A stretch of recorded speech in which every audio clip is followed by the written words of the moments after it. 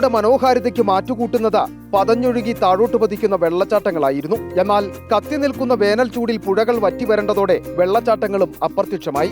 മലയോരത്തിന്റെ കുളിരി തേടിയെത്തുന്ന സഞ്ചാരികൾ ഇപ്പോൾ വേനൽ ചൂടിൽ വിയർത്തൊഴുകുകയാണ്. കടുത്ത ചൂട് അനുഭവപ്പെടാറുള്ള മഹാരാഷ്ട്രയേക്കാൾ ചൂട് ഇപ്പോൾ ഇടുക്കിയിലാണെന്ന് ഇവിടെ നിന്നെത്തിയ സഞ്ചാരികൾ പറയുന്നു. महाराष्ट्र के कंपेरेटिवली यहाँ पे केरला में बहुत ज़्यादा गर्म है. वहाँ पे मैक्स टू मैक्स टेम्परेचर अभी 25-26 डिग्री जा रहा है और यहाँ पे 32-34 भी जा रहा है. रात में ठंडा रहता है, दिन में यहाँ पे 10 के बाद बहुत ज़्यादा गर्मी होना स्टार्ट हो जाता है.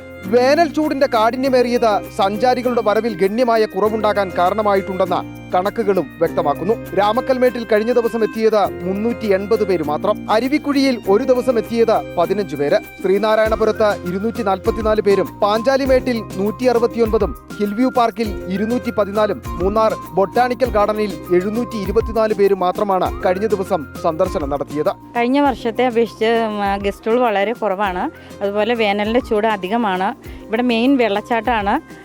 ഇപ്പോൾ വെള്ളം വളരെ കുറവാണ്. ഗസ്റ്റ് അത് കാരണം വളരെ കുറവാണ്. സഞ്ചാരികളുടെ കടന്നുവരവ് കുറഞ്ഞതോടെ വിനോദസഞ്ചാര മേഖലയെ ആശ്രയിച്ച് ഉപജീവനം കണ്ടെത്തുന്ന ചെറുകിട വ്യാപാരികളും കടുത്ത പ്രതിസന്ധിയിലായി. ഗസ്റ്റ് തീർത്ത് കുറവാണ്. ശരിക്കും പറഞ്ഞാൽ വെള്ളം മെയിനായിട്ട് ഇവിടെ വെള്ളമില്ല, അതാണൊരു പ്രശ്നം. ഡ്രൈ ആയിട്ട് കിടക്കുന്ന പാറ മാത്രമാണ് ഇപ്പോൾ കാണാനുള്ളത്. ശരിക്കും പറഞ്ഞാൽ ഗസ്റ്റില്ല, അതുകൊണ്ട് നിരവധി കച്ചവടക്കാരുണ്ട് ഇവിടെ. എല്ലാവർക്കും ബിസിനസ് തീർത്തും മോശമാണ്. ഹൈറേഞ്ചിലേക്ക് എത്തുന്ന സഞ്ചാരികളെ വരവേൽക്കുന്ന ചീയാപ്പാറ വെള്ളച്ചാട്ടവും പെരിയ കനാൽ കുത്തും വീണ്ടും വിസ്മയ കാഴ്ചകളായി മാറാൻ ഇനി വേനൽ മഴ കനിയണം.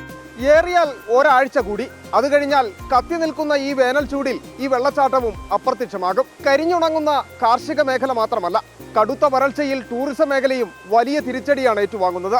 വീഡിയോ ജേർണലിസ്റ്റ് എസ് ശ്രീകുമാറിനൊപ്പം reporter Sandeep Rajakkad, in reporter, Idukki.